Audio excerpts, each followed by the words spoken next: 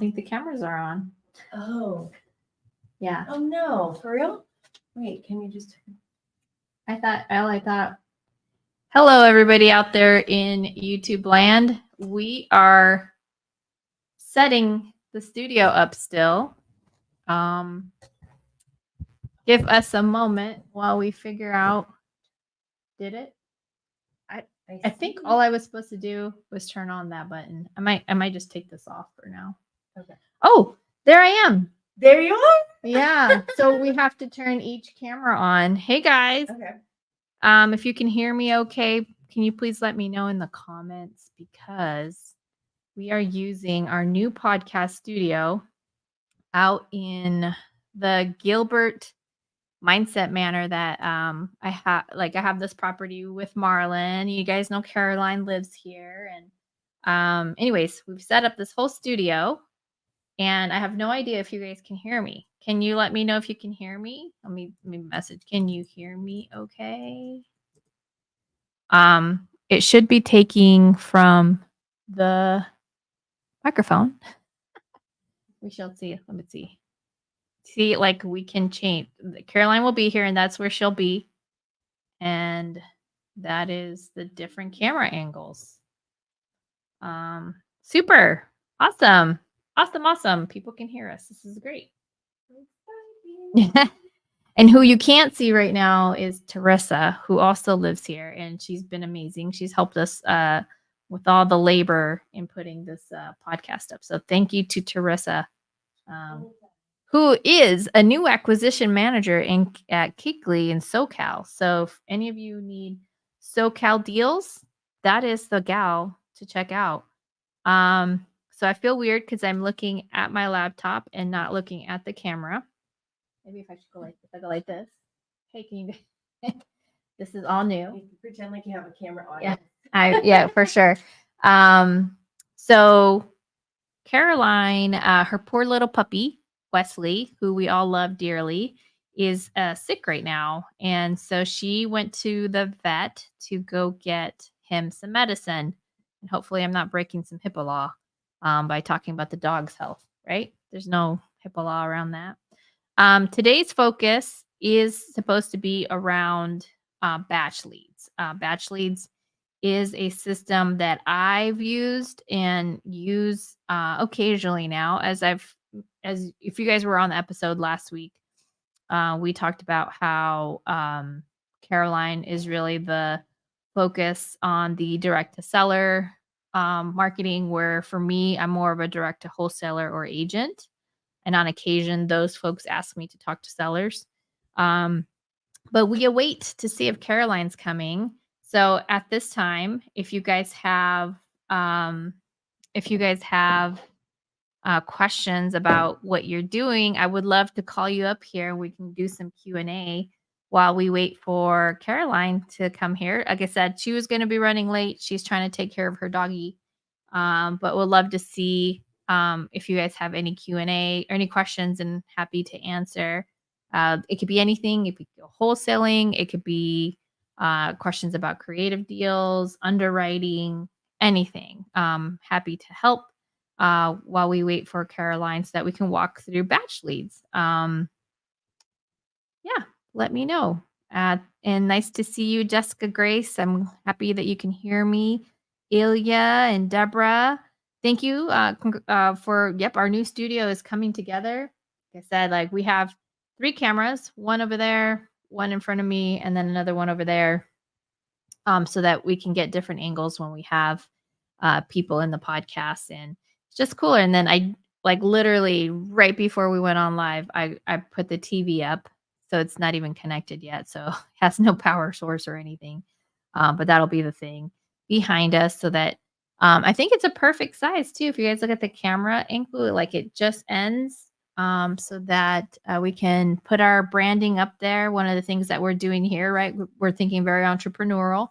We're also be renting out the studio space. So if you're in Arizona, especially in the East Valley area around like Mesa Gilbert area, we would be happy to rent some of the space out for you.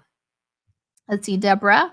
I just joined the Astro Flipping family, Ingrid. I will reach out to you once I am more up to speed. Oh, well, I appreciate that, Deborah. Let's see. What questions do we have? Do you guys have any questions about wholesaling? And congrats on the new studio. Thank you, Ilya. Let's see here. I'm glad you guys can hear us. I'm waiting for Miss Caroline. We're live on her YouTube and her Facebook and my Facebook, it looks like. Let's see. Company. Yeah, come on down. Guys, we are going to get conversation for sure conversation time while we wait for Caroline. So this is Teresa. Hi. So tell us, you got a new role with Keegley out in SoCal, but you live in Arizona. How does that work? Well, luckily it's a remote. I can do the position remote. Mm-hmm. But I haven't been focusing on acquisitions so far in my real estate journey, but I knew since I have a sales background that it would probably be a good fit for me. But since I started in the Gator community, I'd been focusing a lot more on the lending side of things. So I decided a couple months ago that I wanted to jump into acquisitions, but I knew that I would also need some structure. So I wanted to find an actual job in acquisitions. That's just my preference. I had worked with a couple of teams in the past, and it was great, but I felt like at this point in my career, I wanted to have a kind of a 9-to-5 structure to help me learn really all of the ins and outs of wholesaling. So yeah. So I'm training with them this week. And if you are an agent or a broker anywhere in SoCal, I would love to build a relationship. Cool. I just spoke with a really amazing fella. His name is Julian Caesar. He's out of SoCal. He's an agent out there. Cool name. His goal is to flip his first house this year. So I think it would be really great if you guys could connect because it seems like a good fit because you'll be looking for opportunities and he's looking to buy them. Definitely. One of the things that we talked about was that he, as you may know, if you are trying to get a loan through a hard money lender, you will struggle to do that if you don't have experience. So what he's doing is he's actually squatting up with another sub-2 student who actively flips and essentially arbitraging that experience so that he can get a hard money loan. They'll both be on the deed, which is something I've done before with a few of my partners where I'm like, I don't have any experience. And so because they did, when you close, the only way a hard money lender will count your experience is if you're on the deed.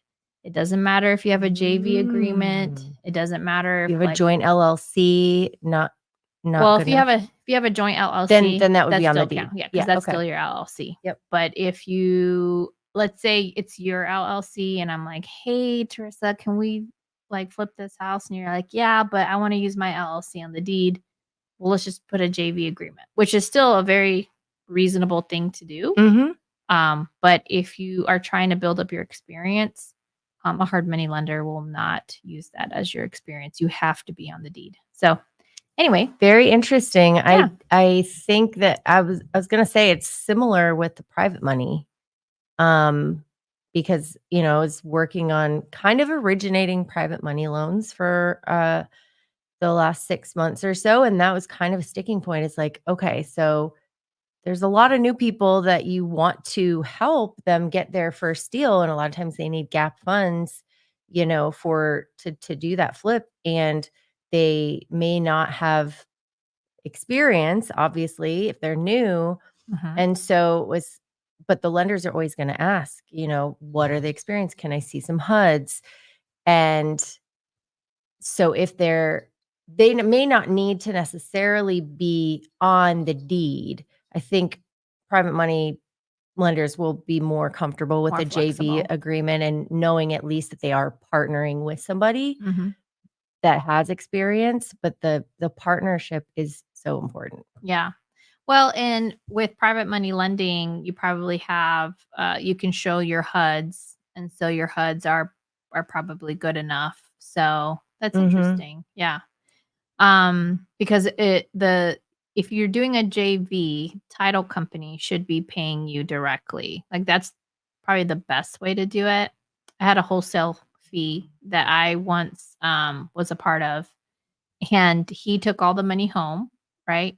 In our JV agreement, he actually gave me 100 grand. So that was, I had, honestly, I have no Oof. nervousness though, because this person is somebody who has really high morals, high ethics. Do I think any of you should do that? No. But I had Definitely a not. very special relationship with this person. So, in fact, he's even talked at our masterminds because he's awesome. Anthony Pappas, the Okay. land guy out here in Arizona. But yeah, not something I recommend. Yeah. So you are yet to be, paid out on that deal? Yeah. So we had a wholesale fee for 250,000. 50 grand went to the guy who generated the lead. He came to me. I locked the deal up with the seller while texting Anthony. I was like, hey, she wants 1.3. He's like, lock it up. I said, okay. So sent her a contract. Literally 35 minutes of my life for 100 grand. And he took care of the rest. Stop. No. Yeah. Wait. I feel like I need a bigger breakdown of this deal. Yeah. Because last night you're all like, "Oh, I've done 6 or so wholesale deals in the last year. I'm not really wholesaling very much." But if they're that if there's that much meat on the bone, then you certainly don't have to do very much. Actually, that's something people should think about when you're figuring out what you want your life to be, when you're trying to figure out your strategic approach. I think the biggest opportunities in terms of take home for wholesales are in land or developing projects. So if you follow Anthony Pappas, there's another guy named Logan Fulmer, I think is his last name. I may be butchering it. If anybody knows in the audience, it'd be great. Um, but yeah, no, it that was in 2022. In 2023, I only did about 7 or so wholesales Mhm. to the tune of like 60-ish grand.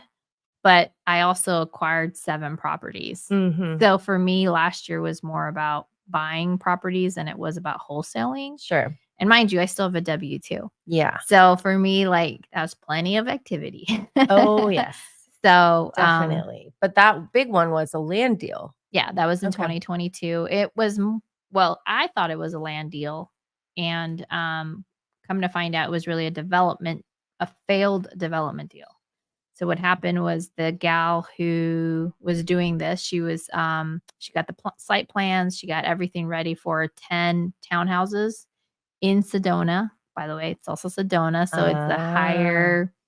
Mhm. a higher price point for land. Mhm. And yeah, when I contacted her, like 90% of the road and pavement had been done.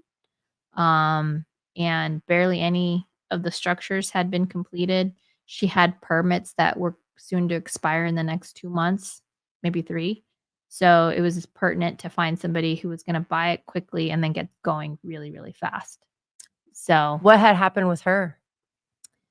I don't know the whole story as to why it failed. So some of this is speculation based on her feedback, but it sounded to me that maybe she was in over her head, didn't create the right relationships with GCs and people who were supposed to help.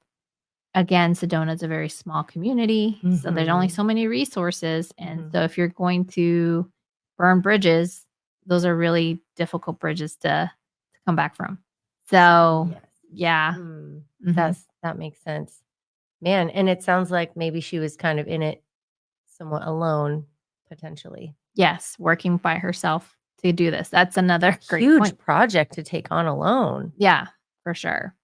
Mhm. Wow. Well, hopefully there's lessons there for all of you between Julian's story of wanting to flip, and then this gal that honestly, it's that old adage where it's like, if you want to go fast, go alone. If you want to go farther, go together. Mhm. Because I think about that a lot. The minute I stopped trying to figure out investing all by myself and joined a community like Sub 2, all of a sudden I started getting traction and I started relying on other people and people relied on me. And that's really how more deals got done. So, 100%. okay. So Ilya has a question. Hopefully I'm saying your name right. If I'm understanding correctly, most hard money lenders, which we call HMLs, will not lend to you if you don't have experience flipping. Ilya, that is correct. Many of them won't. And they'll actually instruct you to go buddy up with somebody to actually do it because they have investors. If you think about hard money lenders, they usually are, using money that comes from a fund.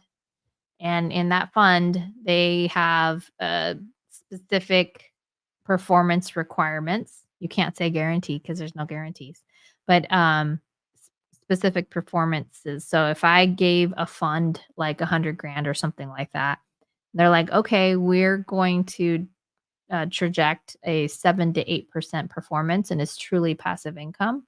And then they arbitrage it and lend it out for like 12 to 15%. They're making that difference. So, in order to perform against those investors who've given their money out, they need to make sure that whoever's working on these projects know what they're doing. And if you've Mhm. never flipped a property before, that would be difficult. Now, mind you, my very first deal, I did not flip that with anybody else. It was like, well, it was me, my husband, and my cousin, and nobody had flipped before. Mhm. But that was strictly private money. We were able to acquire that property, and there's an episode that we broke that one down. I secured the private money lender. We bought the house with that money, and then we flipped it. And at the end of the day, our net profit, so what we actually took home, was $54,000. So I'm like, not bad for That's my very great for first your deal. first one. Yeah. How far or how close were you on your projections with like rehab costs, timeline, that type of thing, and ARV? uh, we made more money than I had projected. And it was because the rehab cost us way less than I projected. So You're the only person I've ever heard say that. well, it was a unique situation where the agent that we connected with in Las Vegas, he had a lot of connections. He was able to get everything we were supposed to do at a much cheaper price. By the way, this is Lars. Sorry, everybody. Lars is our This new is Lars. He's our studio tenant. kitty. He's our studio tenant.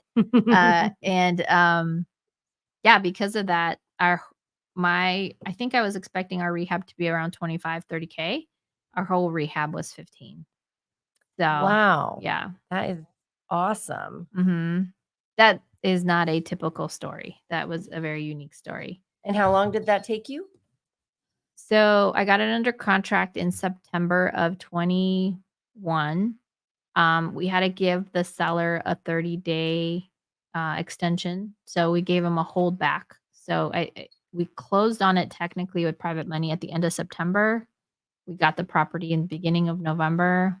We fixed the house up between November and December, put it on the market, and then the first contract fell through.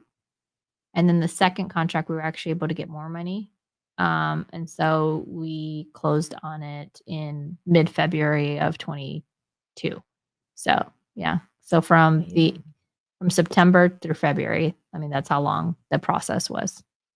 That's very reasonable for a flip.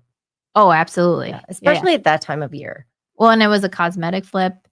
And that time of year, I would say it's a Vegas property. So if you flip like in Arizona, Vegas, Texas, the holidays will hamper you a little, but not as significantly as like cold weather states. They say for Interesting. cold weather states, you need to be careful not to buy too close to the holidays because then you're not doing anything. You're just holding on to them during the winters. But I've had mixed reviews. I think Suzanne Sharkey from New England, like she's like, oh, cool, because she's flipping during the winter snow. She didn't have to do a lot of landscaping because the snow just covered everything. So I thought that was interesting. So that is a perspective I didn't even think of. Yeah. Cool. Well, guys, we have 10 folks watching. Thank you so much for being here with us. Let us know what questions you have in the chat. We have with us Teresa, who is starting as an acquisition manager with Keegley out in SoCal. So, again, if you are doing business in California, specifically SoCal, she is your connect, especially if you're an agent or a wholesaler. 'Cause she'll help you with those opportunities. Yeah. So that's cool. So Yeah. and I love the fact that you have had some, I guess the word is introspection to say, like, what do you need right now for your real estate journey? How many transactions have you done? If I could ask that. Well, in wholesaling and actually, like, I haven't acquired any properties yet, and wholesale transactions, none. Mhm. I've done probably a couple handfuls of transactions on the lending side, Mm. whether as a lender or like a facilitator, connector, um, over the last 6 months. But those are the only transactions that I've done. Mm. And then what lured you to do this investing? Like what attracted you to doing investing? Well, interestingly, had been at my I have a varied past of um different roles that I've taken on, and I've always been more of a kind of a creative type. And so this was the first, time I ever actually had money to invest. And this was a few years ago, and it's like, okay, I want to do something smart with this extra money that I have and set myself up for the future. Lord knows that, we have to fend for ourselves when it comes to retirement. And so I started out with investing in some crypto and learning that whole space. And that was really interesting. I still do that, but I knew that that wasn't going to be, it's not the only way I wanted to invest. Shouldn't have all your eggs in one basket.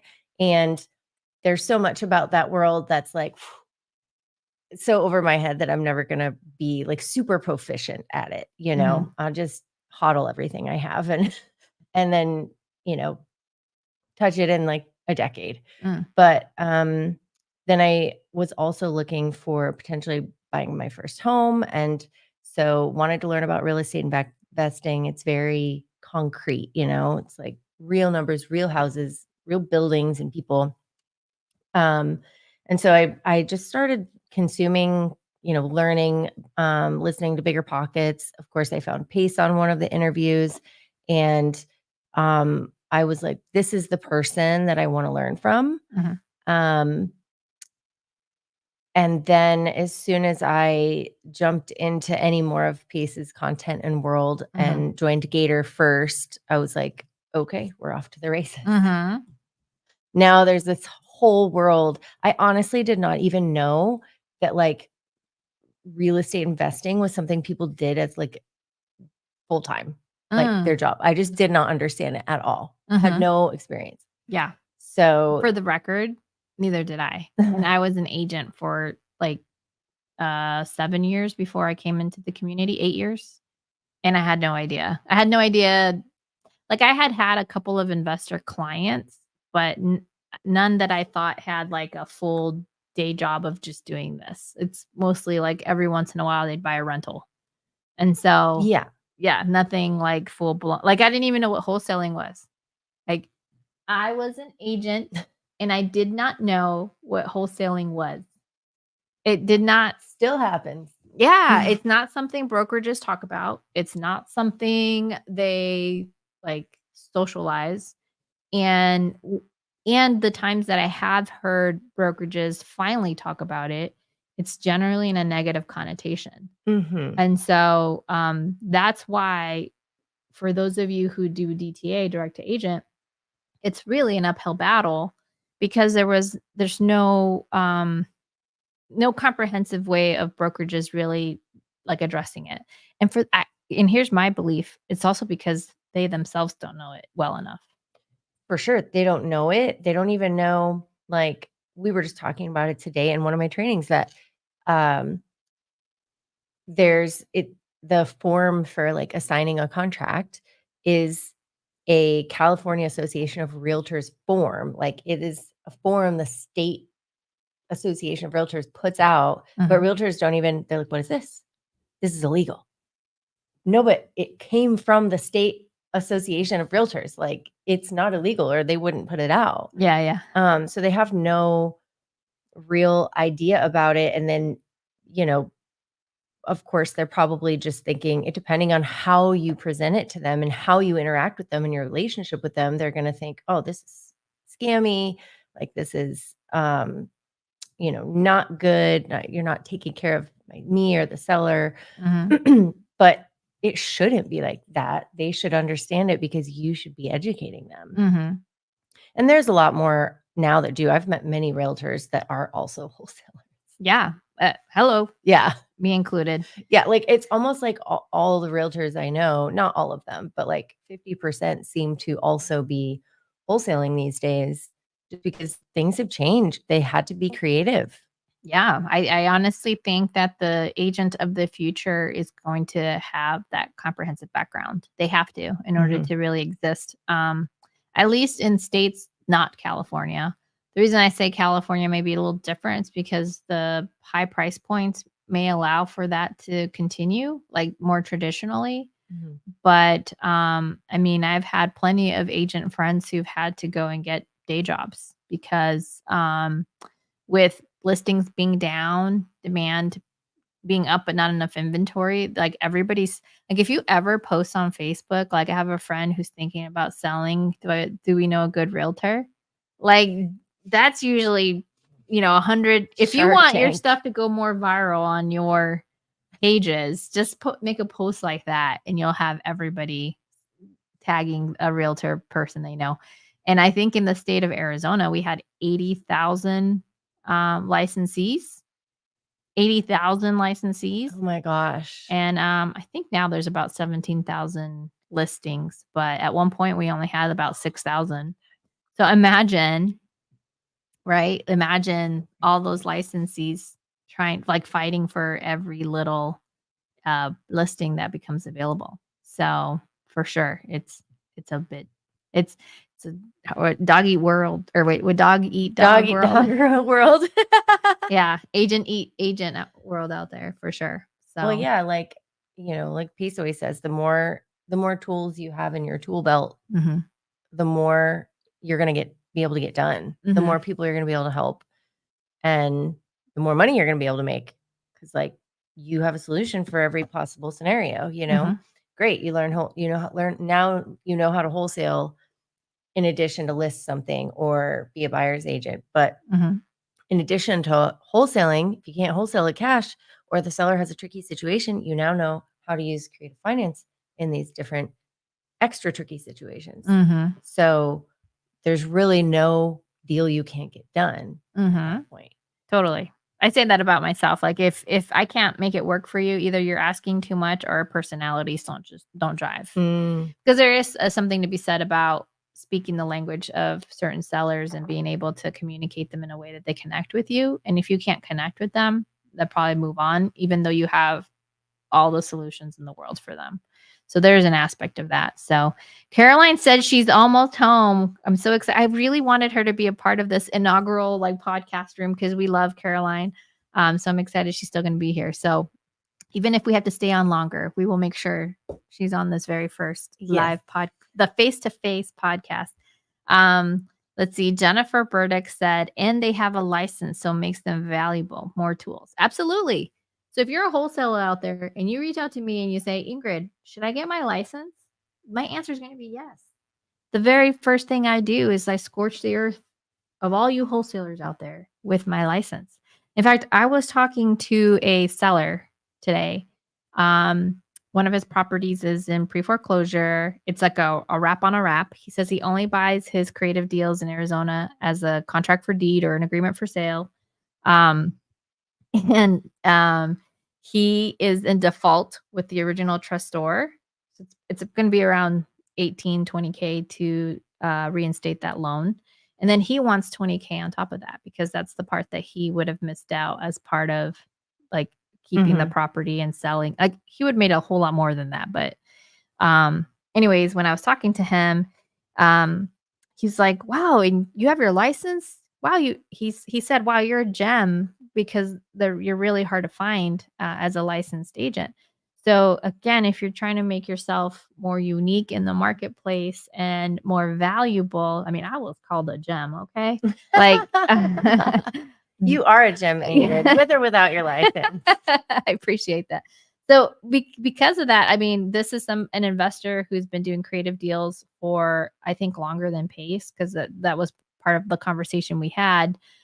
He has a lot of respect for Pace, but like he's like, yeah, I've been doing this forever, and I never thought to like mentor people and educate people on this. He's like, he picks up about 12 of these a year. He says, Wow. so isn't that interesting? That's so interesting. Yeah, and then you get these people that are like, "Oh, this," even agents, "This isn't legal, like, this is not a good idea. I would never put my seller in this position. Mhm. Like, this is just a new thing that's coming along now because people want a lower interest rate."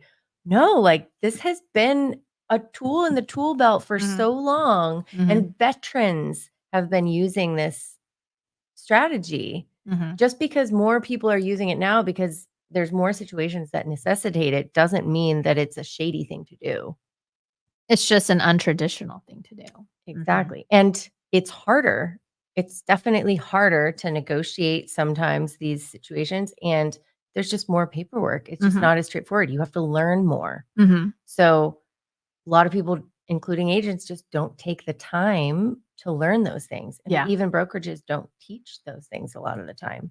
Well, here's another fun fact and why I think we'll continue to climb this battle with agents. And by the way, Jennifer, I also called myself a licensed investor. And people will be like, "What's a licensed investor?" Right? But I like that it makes them pause and ask. So Well, Keekly keep is that. it like it's requiring us to get licensed, Yeah. which I'm actually glad about. Like, Mhm. I wouldn't put the time in if you weren't like spending a lot of time in this space. Like if you're just wholesaling a few deals a year, maybe, um, you know, take it or leave it. But if you're going to be doing this a lot, like it really does give extra credibility. And I'm going to use that, a licensed investor. Yeah, I yeah. love that. um but what I was going to say is that I don't remember what I was gonna say about licensed. You were saying the uphill battle with agents. Oh, thank you. Because brokerages don't they're E&Os, so they're error and omission insurance that covers all of their independent contractors, which is what we are when we get our license. So when you get your license and you join a brokerage, you're considered an independent contractor, meaning you're going to get a 1099. So when you get a 1099, that means you're not an employee, you have some levels of representation that you're allowed to do. So, like, you can work on behalf of that broker. Mhm. And in that E&O, that errors and omissions insurance, it says these are the guardrails by which this insurance will cover that transaction. The part that is not in that E&O is creative deals that are not wholly seller finance. So if it's a free and clear property and it's seller finance and you find state contracts for it. Mhm. Back to the feedback you said about wholesaling. Mhm. If the contract for that those state approved contracts don't exist, then it's not something an E&O could cover. Does that make sense? So Right. for Yeah. when you become a licensee, so when you're an agent, I didn't know I was gonna do an agent episode, which is great. This is great because I didn't Caroline's the Batchleads expert and she should be here to talk about Batchleads. But um when you become an agent, you are kinda like a lawyer. I'll say kinda fractionally, and you have to become an expert in the contracts that are state approved. Mhm. So, if you're doing anything outside of those state approved contracts, you are now potentially outside of that E&O insurance, which includes those subject to addendums. If it's not insurable by the title company, for example, you're definitely outside the E&O boundaries.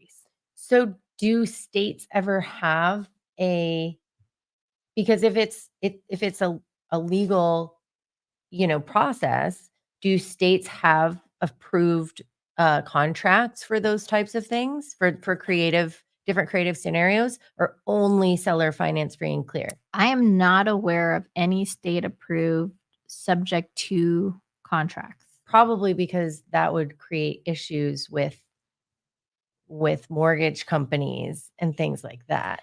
Again, I think it comes back to insurability.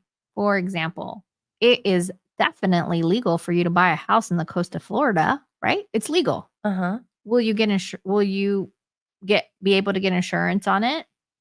Maybe, maybe not, Maybe it'll be depending really on the expensive. risk Mhm. associated of where you're buying it. Is it in the middle of all the weather and all that stuff? Maybe you have to pay a whole bunch more.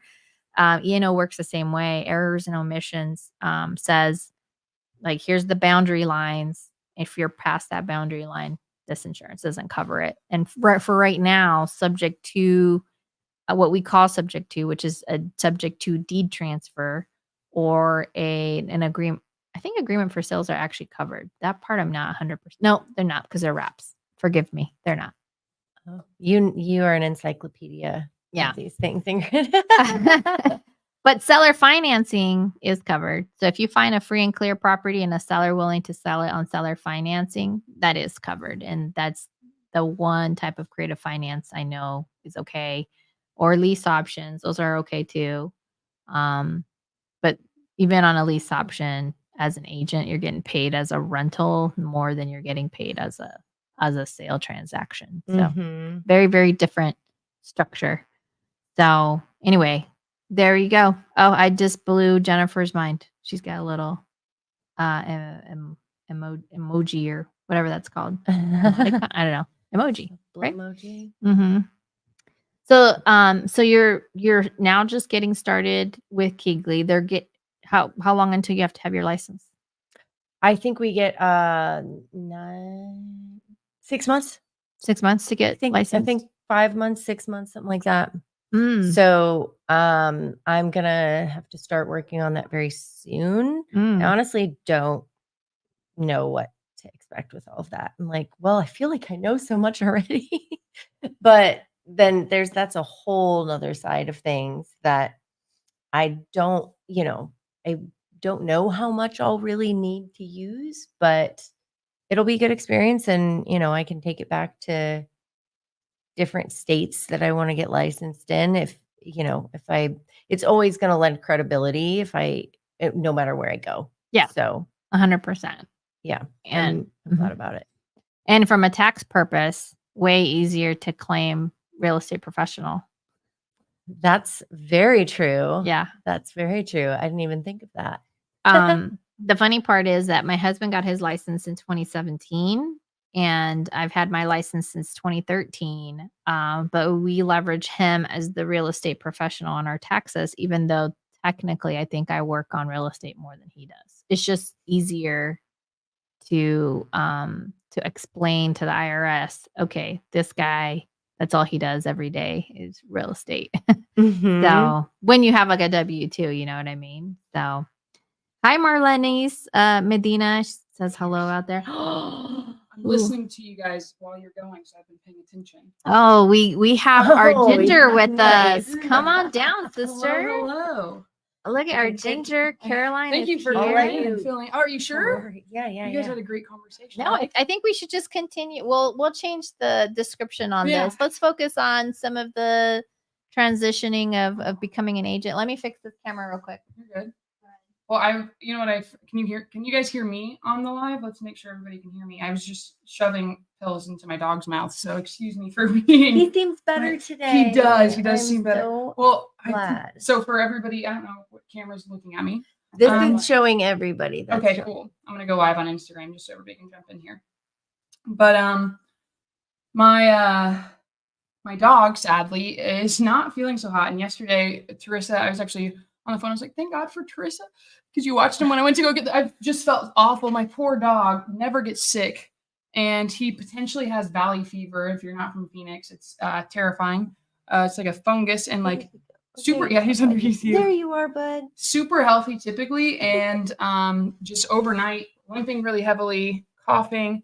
I didn't even tell you this. Like I woke up, he slept on my bed, drool puddle, and where he was, yeah. I've been like like this part of the symptoms are not valley fever. Like we don't know what this is. So, anyways, the whole point was Costco texted me and told me the medication was ready. I was like, well, I better go now so I don't like miss the opportunity. And then I get there like, oh yeah, no, we don't have a prescription for you. So it took longer. So I was supposed to be back here right after we started. So I appreciate you filling in. And what I was getting at was I've already heard Ingrid's story about her $100,000 wholesale deal she did, but it was nice listening to you guys going through that and just seeing like, that's one of the biggest things. This will be different from our challenge that we're doing, or maybe a portion of it. But the biggest thing I've talked to a lot of people, actually, you and I talked about this, Teresa, a couple weeks ago, is the juice worth the squeeze? When you're getting into doing specific deals, is the juice worth the squeeze on whatever wholesale deal you're trying to get into? Are you going direct to agent trying to wholesale creative deals from agents where the average assignment's $5,000, but you're spending 15 hours, 20 hours on that deal? So what are you getting paid? Let's do the math here really quickly. Let's stop the Instagram live. If we say it's $5,000 and we'll divide that by, let's just say 20 hours. It's $250 an hour, which is great, but like how much of a pain in the butt has that deal for you? Like, Yeah. when you could do the exact same thing for a $20,000 assignment, or in your case, 35 minutes for a $100,000 assignment. Yeah. So something that Brent Daniels has talked about before is that like they're super niching down their lists so that if they can't go after a wholesale that's at least 40 grand, they're not even wasting their time on that wholesale. And that's a good use of your time. Yeah. Yeah, I don't disagree with that. I Yeah. mean, how are they? So they're just kind of snipering more. Yeah. Like, So they're doing what we call list stacking. And if you guys were on the episode last week, we talked about list stacking. List stacking is where you find data points and then you add on top. So maybe it's a property that's in pre-foreclosure. It also has tax liens against it. And it also has, all these other, maybe it also has HOA lien, pre-foreclosure. Maybe it has like tax code infractions. So you just find like all of these data points that would translate into distress. And the more data points you have that are distress against a singular property, the motivation is going to be through the roof. it's pretty smart. Yeah. And if these sellers don't take the time to negotiate these liens, not only do you have the upside between maybe what you contract them for and what you can sell it. So let's say that's $40K. Let's say they have $30,000 worth of liens. Well, if you can negotiate a fraction of that, all you do is adding more to your bottom line. So it can be pretty significant if you know how to definitely, manage it. We're trying to, let's see. Caroline. I don't have my phone holder on me, so let's see if this will work to hold that in front of where we are. Hey. Inside the Man, studio. They're so good at this. Yeah, we'll see. That's half. But that's really nice. Actually, I was just also on the phone. So I'm like, I am working. We have an auction tomorrow. We try to get it postponed, all kinds of things. So coming back into those niche lists. I have some door knockers you've been hearing me talk about. So you already know this. I'm more so direct to seller. I heard you mention that at the beginning of the podcast. Door knockers that are brand new. So everybody that's tuning in or you're just now coming on because you were not aware, even though we told you to set your alarm, that we're here. My door knockers didn't have experience door knocking and they didn't know how to talk to people. And we've already gotten 2 auctions stopped for sure. We're working on our third one with them. They're brand new. They're just hitting their KPIs, getting knocked. But yesterday we spoke. So we're dealing with a divorce situation on one of our properties. Another niche list for everybody. I do not love divorces because one party hates the other typically. With the divorce though, the ex-wife got a restraining order, a protective order against the husband. So he wasn't allowed in there. And his story, her story, there's all kinds of things that are going on with it. However, we were using that as like, I talked to Matthew Potter. We've done a podcast with Matthew Potter on here before about short sales and how to stop those or how to get them so you can figure out what to do with the property. I set the property over to you. And he's like, yeah, talk to the bank and let them know the hardship was like he had an order from the judge. He wasn't allowed to come to the property, use that. Like we want to try and catch it up. We want to have all these options so we can figure out what the best solution is for the foreclosure instead of going to foreclosure. And on the phone yesterday, one person on my team called the bank with him because he speaks Spanish. His first language is Spanish, very little English, and spoke to the bank like, yeah, you can send us over the request for a postponement because of this hardship. Send it to Billy Bob's email right here. at 123 Main Bank. So today I was like, hey, do not trust the bank. Let's call and see where they're where they're at with this situation. Call the bank, we speak to the loss mitigation department. We're like, we never received an email from you. We're like, we sent it to the email you gave us yesterday. And they even confirmed they got it yesterday. They said, oh, that's the wrong department. You emailed it to the wrong department. You need to email it to this department. And we are the ones that will approve the postponement of the foreclosure. And they're like, and we actually emailed him a few weeks ago so he could fill out a packet. And he's like, I didn't get an email from them. So the biggest thing I can say to everybody in here is trust but verify. Do not, just because they're a bank, just because they are somebody, you guys were talking about private money lenders, just because they say that they've been doing deals and they don't have HUDs, don't trust somebody just for that fact. And I spoke with Matthew Potter and I told him the whole thing. He's like, that's actually pretty common. And I hate to say that, but banks do not communicate with every department. And you have to, whatever your motivation pain, I'm talking about pre-foreclosures and postponing an auction here. You've got to stay front of mind and you've got to be a squeaky wheel. Because the squeaky wheel gets the what, Teresa? The oil. Let's see. If anybody's on the live, they should probably know the end. Jennifer probably knows the end of this. What were you going to say? The squeaky wheel gets the what? The grease. The grease. That's what I've learned. Or I usually know where people are from in the country because if you say grease, I feel like you're from like the Midwest or North. And if you say you're from the South. But I like to make rhymes when I do things so I can remember it. I fix it. And my rhyme is the squeaky wheel gets the deal. Because if you're squeaky and you're staying front of mind when you're following up with agents, hey, I'm buying deals here. Send this to me. Wholesalers, what do you got for me to take a look at? What can I see here? And then they're like, oh yeah, Ingrid's buying. Oh my gosh, Caroline's buying. I need to send them opportunities. So I like to do little rhymes with my team for myself. It's really it's all for me. Every time I'm talking through a video, it's for me. So, but the squeaky wheel gets the deal. Keep that in mind when you're talking to the bank. The squeaky wheel gets the auction postponed. The squeaky wheel gets the reinstatement faster. If you are front of mind and you're kind to people and you're nice, they'll move things around for you a little bit more and do a little bit extra for you. So I've seen it's helpful. I think this is what's funny because everybody is scared about the due on sale clause. But what Caroline just described is literally the fractional departments that banks have and how terrible they are at communicating with each other. This is why the due on sale clause tends to be the boogeyman because honestly, guys, the banks are not that organized. And in fact, they could be. I mean, a lot of in my integrator brain, I'm like, yeah, this is just a VLOOKUP, like in Excel speak, if you guys don't know what that is. But but at the end of the day, if it's a performing note and they don't have to put resources on it with one of those departments that they have, they'd rather have things just continue going as is. Getting paid on time, not to worry. We don't have to take it on this property. It's really bad. Actually, another really cool thing just by talking with Matthew Potter. And guys, if you have not watched our episode with short sales, did we have him on twice? We have two. Yeah, we have two with him. We need to have him on here again. I've just been, first and foremost, what a fool I was doing all the door knocking myself. Now I know a lot of people in here I realize my therapist, Shannon, shout out to my therapist. Love you. She's like, Caroline, do you think you might have some controlling issues? I was like, no, I don't. I don't need you. No, yeah, I might have a little bit. I'm like, I'm laid back. That doesn't bother me. It's just better when I do it. But when I've gotten other people to door knock for me, now the scaling and the opportunities are much better. Does that mean we're getting a contract locked up a day? No, we're building up their pipelines. You know, we have meetings every day with our team. What's the priority? What are your KPIs? Like we do all those things, but I've been able to talk to him a lot more. And we had another deal. We got the auction stopped the day before the day before the bank or the day before the auction, we got the auction stopped. And this homeowner is talking about different liens and everything. So, and this is why you don't just trust somebody and they're like, hey, I'm just behind on my mortgage. What, Ingrid, I know we already know this and you know this as well, Teresa. What do you do before you purchase a property? Who do you talk to make sure that you can purchase it? You talk to a lender, maybe your parents. I don't know. Well, when we're going to go purchase a property, what are we looking for? Who's going to tell us that we can buy that property from Teresa and Teresa's the actual owner of the house?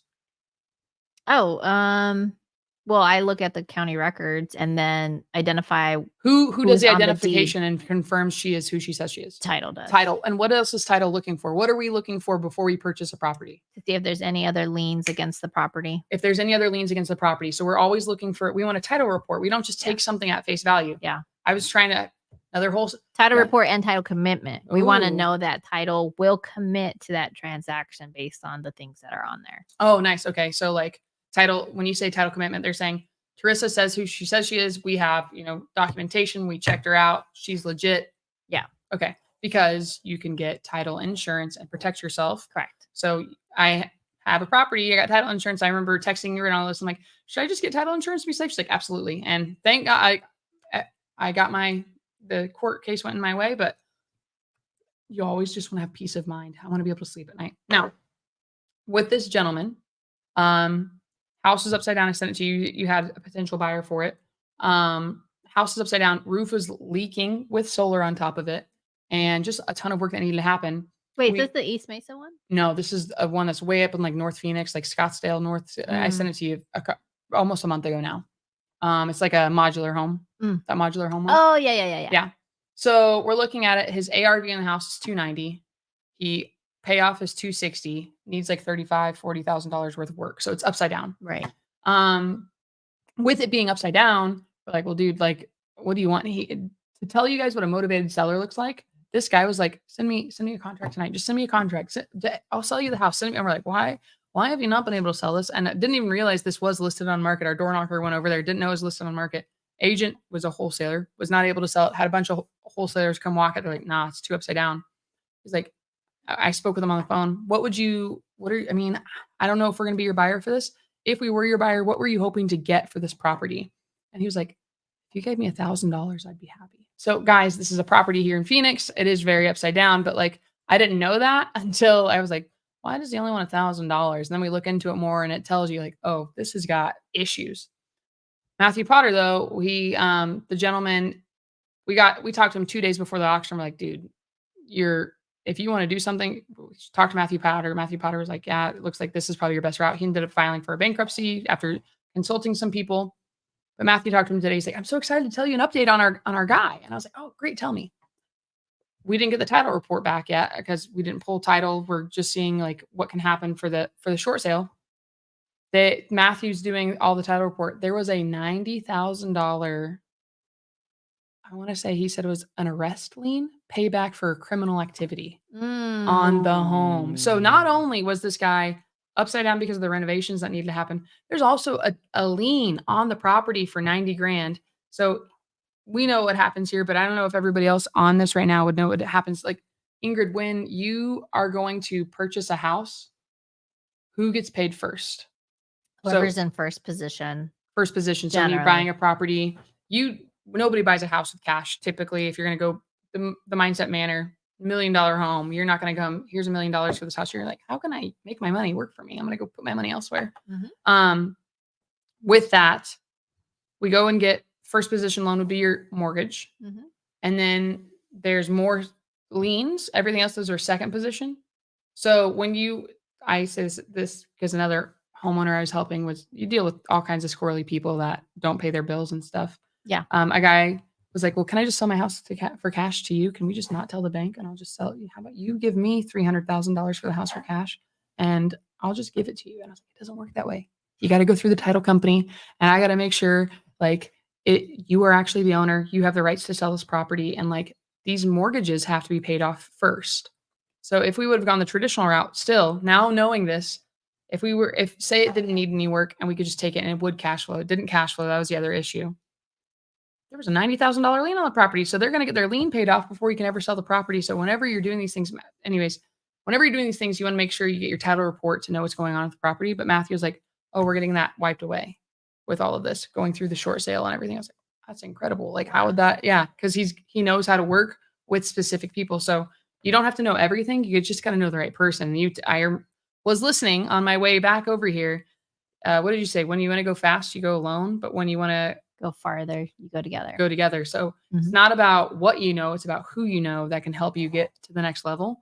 And I just thought that was really, really important for all the new people on here. If you're wanting to excel faster, just go hit your numbers. If you're going to do direct to agent, if you're going to get other people like Ingrid, you're going to have wholesalers bring you deals, understand how to underwrite, partner with people on your first flip so you can get hard money loans to help you out. And I went on a tangent here because I just thought that was really fascinating after talking to Matthew Potter, because talking to him a lot about just a bunch of different situations on how we can help more homeowners. Mhm. And our strategy is always with those niche lists. We want to try and help homeowners keep their house if possible. And if they can't, at the end of the day, we're still trying to buy homes. Another fun thing, heard back on the Chandler house today. Mm. Got to talk to my attorney on that, and that thing's we're gonna move forward with that. So, and this is it's a crazy. So this is just for everybody to also know, nothing is always like A open snap. and close. Mhm. I got this property. What today's date is March 6th. I think we're on March 6th. Yes. Mhm. I put this property under contract on July 1st. Oh my goodness. On July 1st. So for everybody that's getting started in here, this is actually my first property I got under contract when I was door knocking. This was 2 weeks into me door knocking. Yeah. So on March, This was your proof of concept. This was my proof. was like door knocking work. But if I could do it, you can do it. You can do it. Everybody can go door knocking. We can have success. I was like, this is gonna be incredible. It's gonna be huge. Uh-huh. So, and I was like, you don't have to know what you're doing. You just have to go care. Uh-huh. So I remember getting over to this house and I spoke with her, and this is another really good like story about this. Mhm. So called the woman, text the woman, or she couldn't answer because she's at work, and I texted her and I was like, hey, I'm just making sure that you are aware there's an auction set here.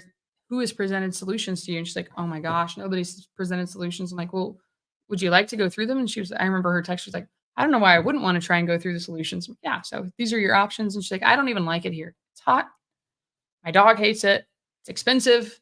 I barely make enough to cover the mortgage. I can't cover the mortgage and pay to live. Mhm. I don't want to be here anymore.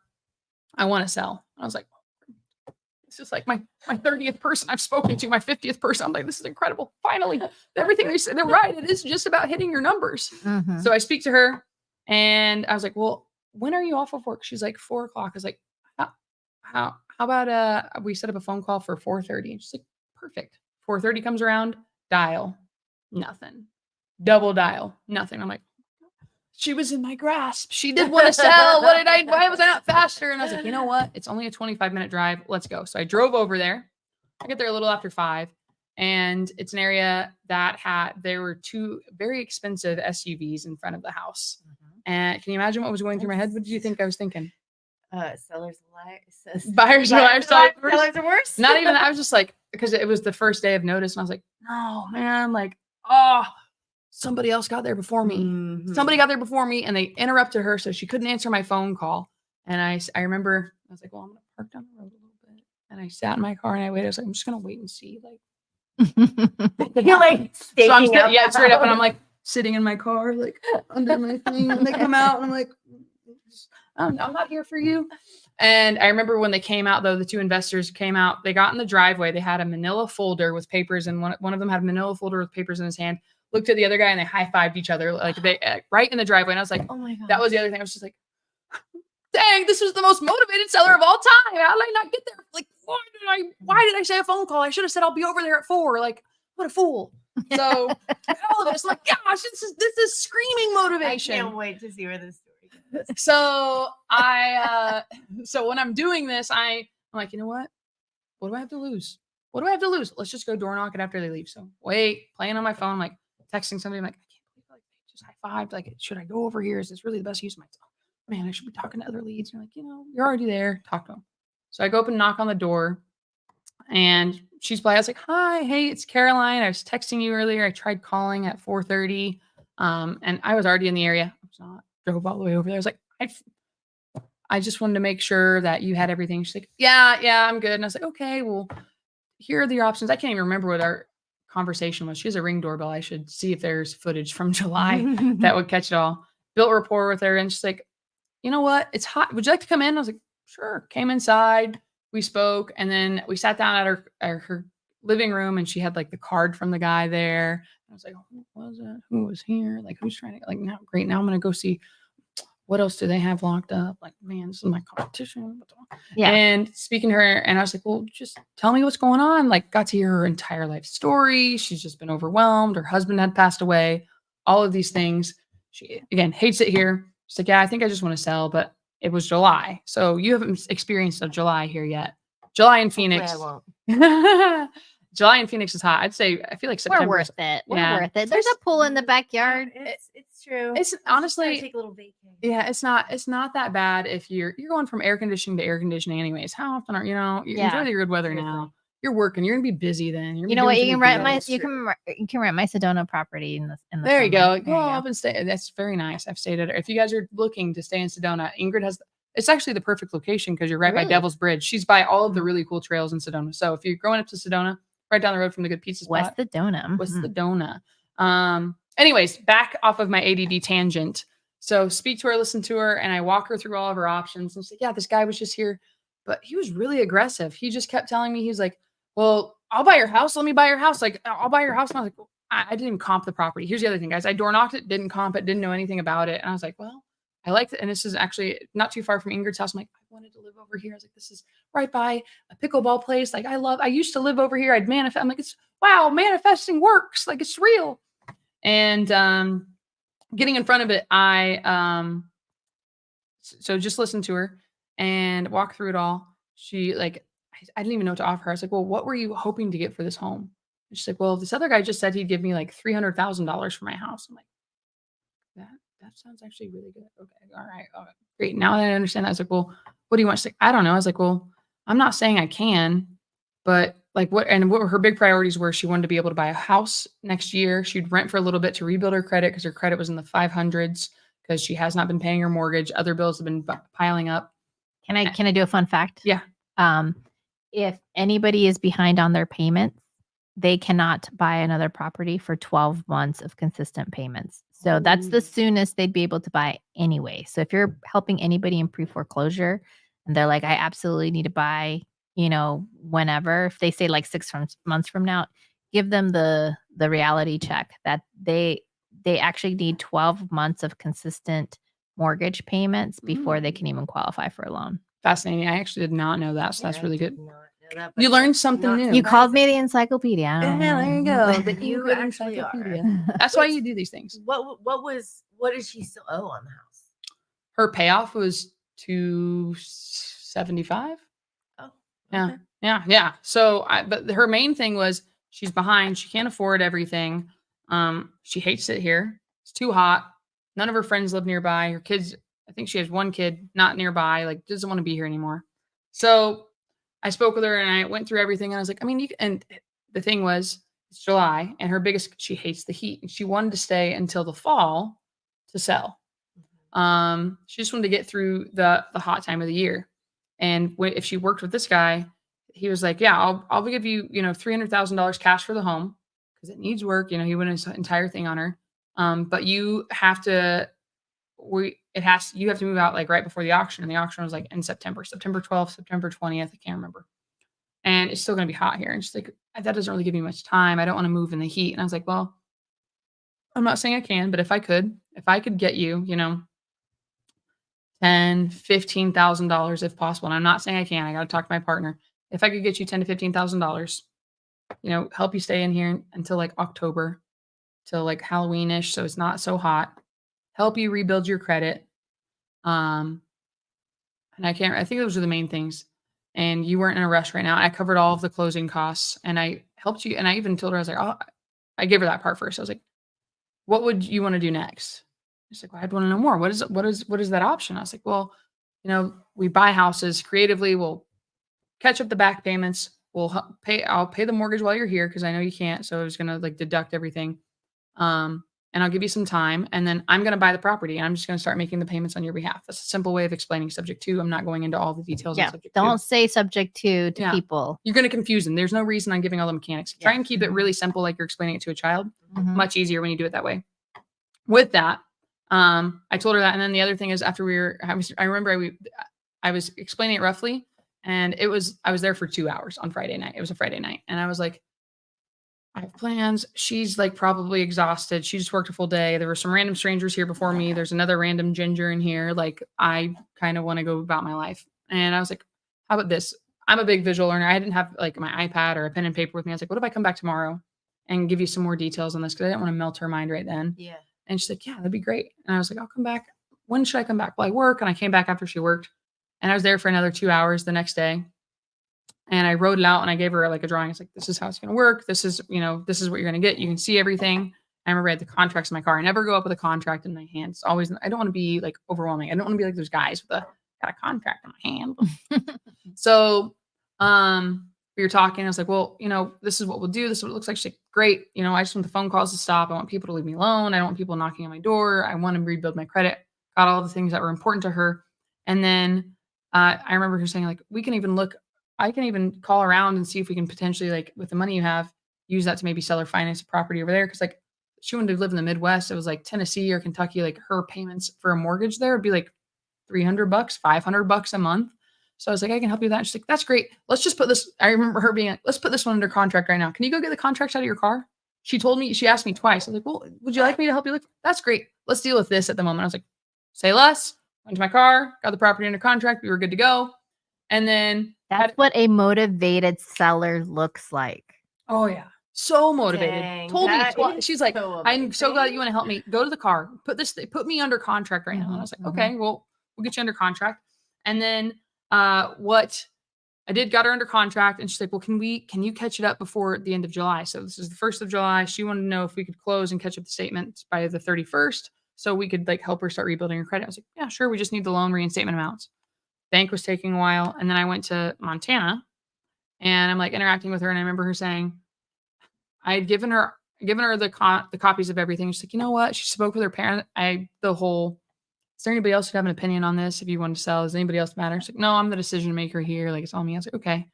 So I'm in Montana. She's like, hey, my parents wanna see the contract, or my parents wanna know if I can cancel the contract. And I was like, well, why? And they're like, well, they talked to their realtor. And I was like, Sorry, those realtors. those freaking realtors. And the realtor was telling her that she could sell the house for over ARV.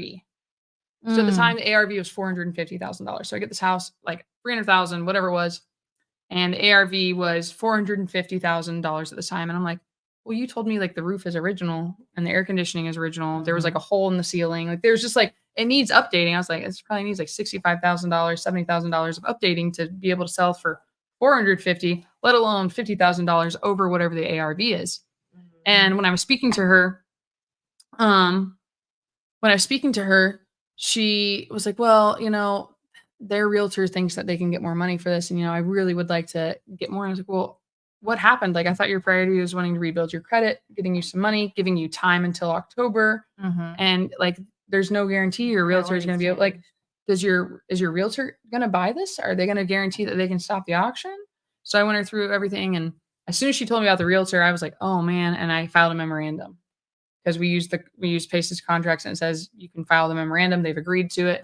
And then I was like, well, I even tried to talk to her, like, let's figure out, like, if you want more, if your money is the big thing, like, we can figure out the main concern when we're buying stuff creatively is the cash flow.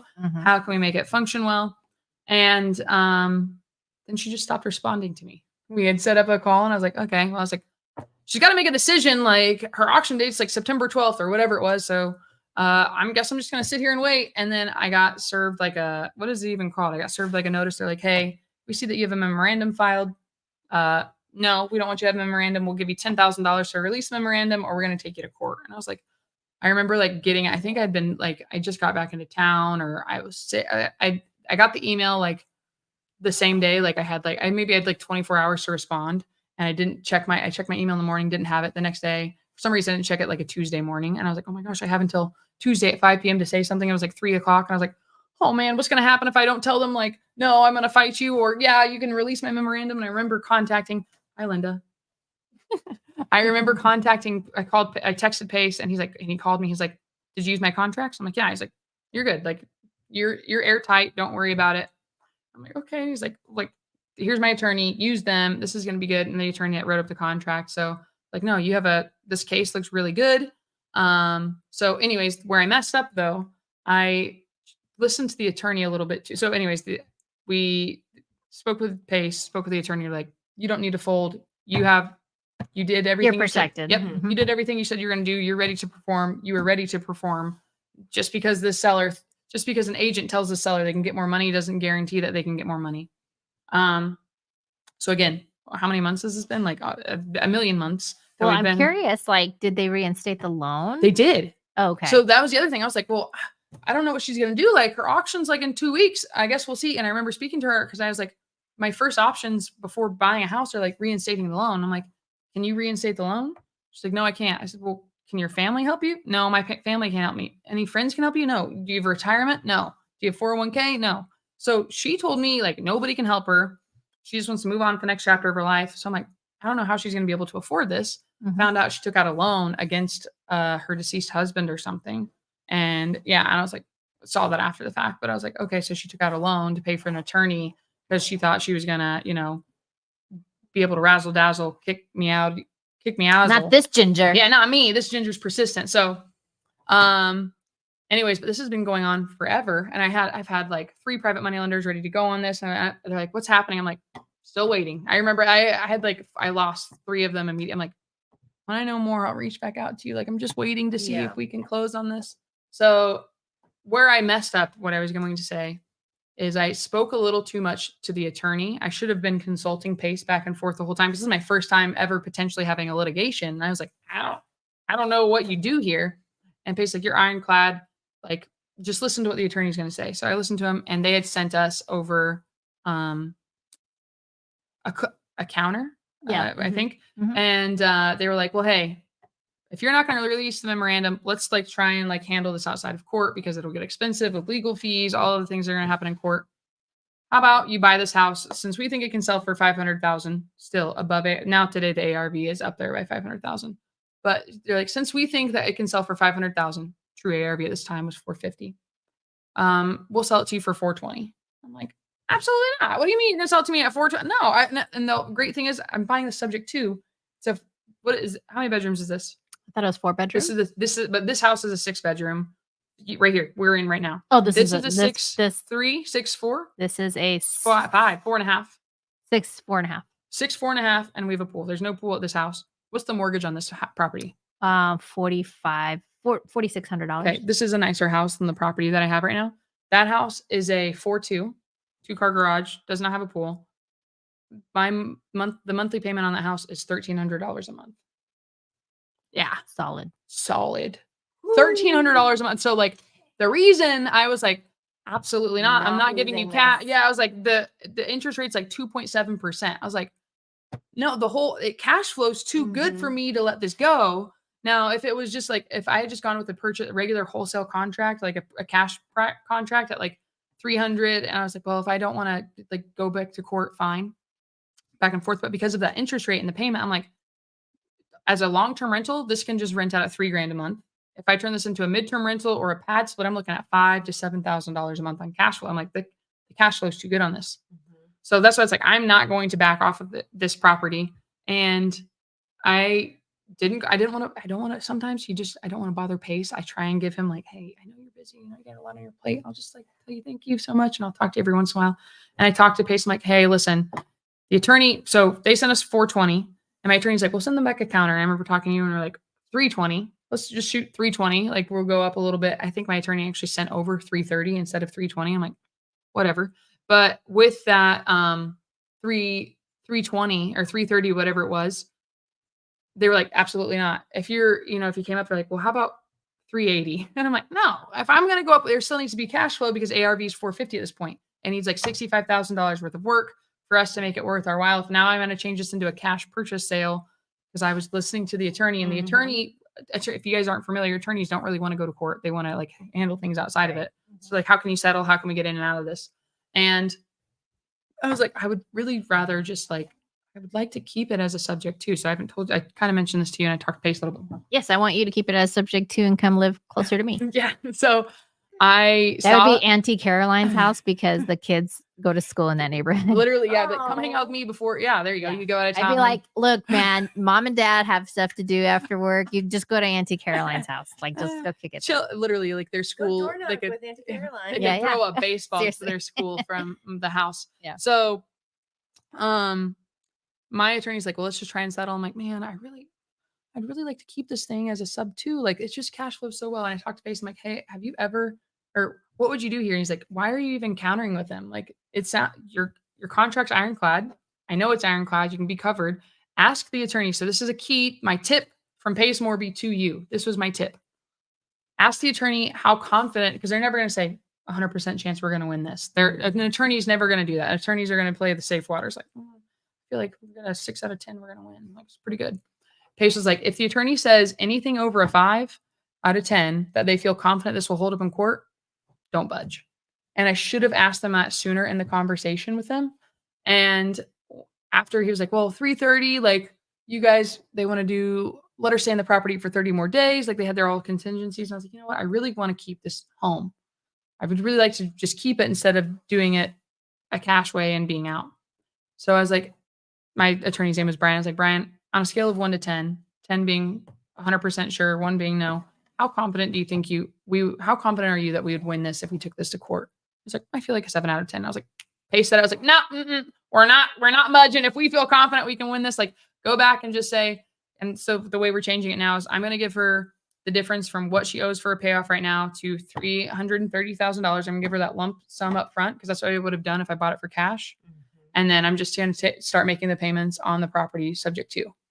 So I'm still taking the payments at, I'll have to pay my private money for the loan I'll borrow and then continue with the payments at where they're at. And then I don't have to talk to the homeowner. Like we're done. She's getting her chunk of change and I still get to take over the property subject to instead of paying it all cash. So 30K Mm-hmm. ish is what she'll walk away with. 25, 30. She just wanted more money. Yeah, she just wanted some more money. So she's getting that. And anyways, we've been going back and forth forever on this. And but she's been making her monthly payments though. She has been making her monthly payments right now. She has a good question. So that's actually really good because that's good for you. It's really good for me. Yeah. So I'm giving her what she wants. That's why they were like so confused. And this also just shows you attorneys don't know everything. He's like, these attorneys didn't understand that you were wrapping the mortgage. So when I got started in sub 2, I didn't understand always like what a wrap was and what a subject to was. Mm-hmm. Ingrid, what is the difference between a wrap and a subject to? Well, they're actually completely different things. Well, but if you're talking like an attorney, what's the difference between a wrap? I could talk like an attorney. You ready? So when you're buying something subject to, you could do what's called a naked subject to, which you should never do, which means you just straight up take the deed and you start taking payments over.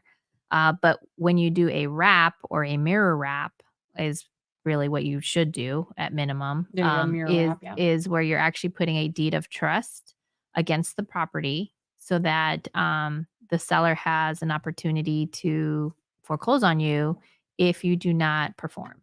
So ultimately that's the difference. Yeah. And I think the way the attorney was trying to get it was just like a wrap as a subject to. You're doing the mirror wrap. So he was like, well, this attorney doesn't understand what a wrap is, which is us buying it subject to and using the deed of trust. Correct. And for everybody new, I bought Pre-Foreclosure Investing for Dummies, the book, the other day. And I've heard it. I think it was just better for me to read it all the way through. In Phoenix, we are a non-judicial state for foreclosures. Mm-hmm. So that means you sign a deed of trust. So I go over and I'm like, Ingrid, I'd like to buy this house. You're Wells Fargo. Can I borrow money from you? And Ingrid, Wells Fargo's like, yes, absolutely. You can buy this house. We just need you to sign this deed of trust that says, if you do not make your payments 3 months in a row, we don't have to take you to court. You've already pre-signed that you're going through foreclosure. You have no rights to the property anymore, and we can auction it off. Mm-hmm. In Florida, they don't have that. That's a judicial state. So in Florida, you can't just pre-sign a deed of trust. In Florida, if somebody's in pre-foreclosure, they have to go through the courts, and people can be in pre-foreclosure for 14 years. Mm-hmm. Mm-hmm. You have a question? I was going to say, so is mirror wrapping as your subject to method, is that like kind of in place of what is it? The deed in lieu? Is that no? No, actually, no. Or does that make a deed in lieu? No, you can still essentially kind of doing the same thing. No, so a deed in lieu is something that can always be done through a pre-foreclosure process. So imagine you bought a house from me. I'm Wells Fargo, and you're like, look, let's not go through all this. I don't want to go through the 90 days of pre-foreclosure. Caroline's going to be knocking at my door every single day. Mm-hmm. How about Wells Fargo? I just give you the deed back, and that is a deed in lieu of foreclosure. So that is an option in your due process as somebody. The mirror wrap subject to. No, within a state that has a deed of trust on how they secure the property. So if they secure a property, in Arizona does this with a deed of trust, you have the option to say, instead of taking me through the pre-foreclosure process, how about I just give you the deed back? Mm-hmm. So you could say that. And then that is called a deed in lieu. They actually get a deed that says a deed in lieu of foreclosure Yes. so that you don't have to actually go through the foreclosure process. Okay. Are you asking this because you've heard Pace talk about this before, deed in lieu, or No, like a performance? I think deed? you're talking about a performance deed, which doesn't hold water in any state that I'm aware of. Again, I'm not a lawyer. I'm just Honestly, speaking. some of the differences between deed in lieu, performance deed, the difference between those two things, I don't know. Yeah, I'll give you an example. So my good friends, the Frangos, Crystal and Joseph Frangos, they had an investor buy a property of theirs in Tucson, and that guy didn't perform. And there was another private money lender who was involved who stood to lose a lot because he wasn't performing because their note was not in first position. And unfortunately for that PML, they lost their money. This investor did not perform. And the Frangos told this investor, and I may not be telling the story exactly right, but they gave him an option. They said, look, we can go through court and get all of this put into public record. And now you're going to have a hard time getting a hard money loan. You're going to have a hard time having people trust and invest with you, dear investor. Or you can just give us the deed in lieu of foreclosure. And that's not something that is technically public record. So now it expedites the process. The Frangos got their property back much sooner. Now they had the rights to resell the property. And then that investor went away. Now, anything else associated with that PML, it's my understanding, like they technically lost out on that money. That PML did. So, And the difference between that and a performance deed, what would a performance deed? So a supposed to performance do? deed isn't a real thing. Performance deed was something that at the time was novel, meaning it really didn't exist. And so performance deed was, hey, let's put terms, like predetermined terms that say, if you don't make your payment like 3 times in a row, then the house automatically gets deeded back. So again, I'm not a lawyer. I did try to study to be a lawyer. I'm pre-law at ASU, go Devils. But it actually, you're giving up your rights and your due process as somebody who may or may not have performed. So it gave the seller too many rights. And it's like in any state, one of the things that states will look at is there a balance between power? You as the tenant or as the buyer, and you as the landlord and or an owner, like somebody selling. So performance deeds were way too on the seller's tipping out the scale. Correct. Yeah. And it avoided due process. So due process is important in every state, judicial or not.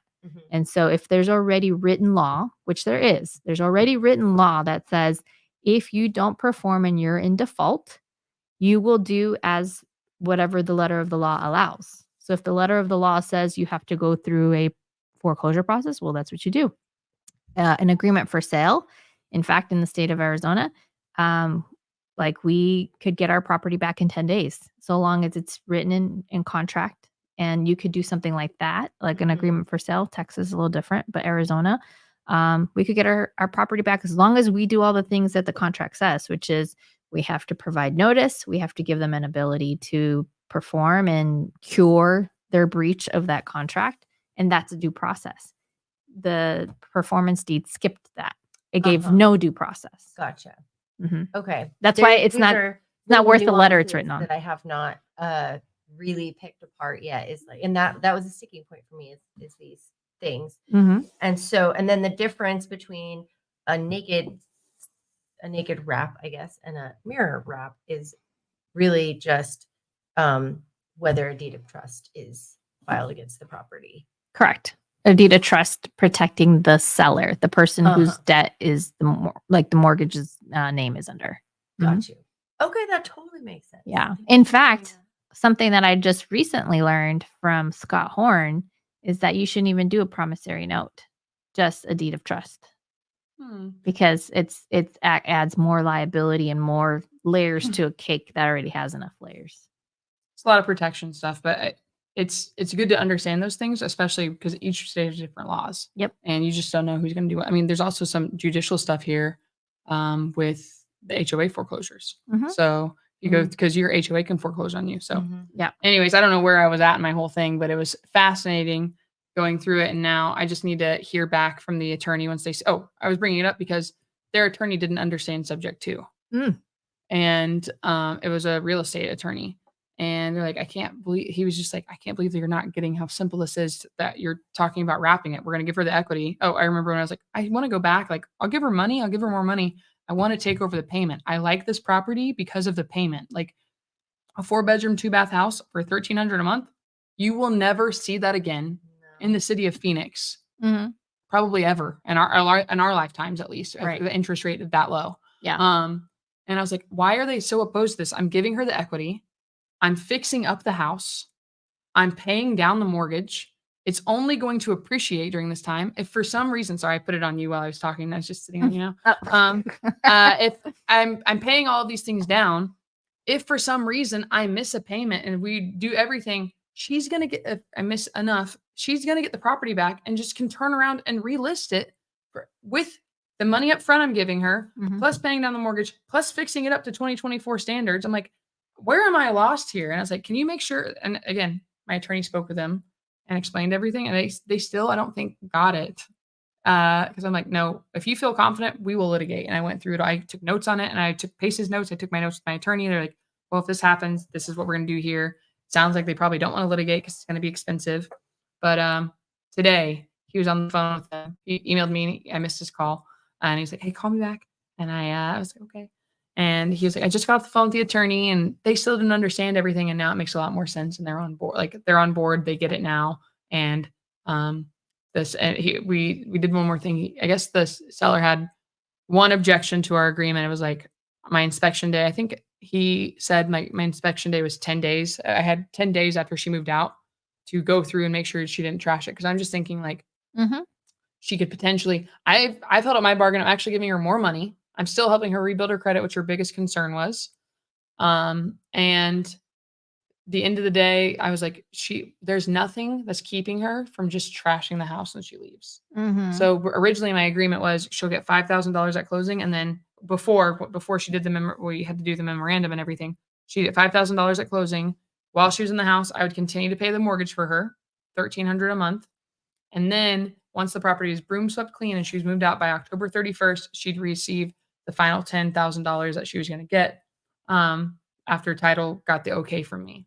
And my thing I could hold over her was like, it was some money now, some money later. Mhm. She'd get the larger chunk after the property was not trashed. Mhm. And that was my one thing. I was like, I just don't want her to trash the property before we get over there and everything, because you never know. And then she'd be like, well, I trashed it. All right, I'm gonna just go list it myself or whatever. So Mhm. that was her only hold up. And I was like, okay, well, as long as she's not gonna trash it and we can get a walkthrough before she's out of there, we're good to go. So but yeah, so I got that. Amazing news. Lots of things are coming together finally. So talk to us on that. So then I know we've kept everybody over time. So the structure of it will be you'll take over the existing mortgage I'm gonna start making the payments on their behalf. and then you will have a private money lender make up the difference. Which how much would that be including your attorney? Because you have attorney fees now, right? Yeah, I need to hear back from my attorney on what the total payoff is from what she owes on her mortgage to the 330. I'm assuming, I have no idea. I don't know. I'm gonna $30,000. Is she caught up? Is it more?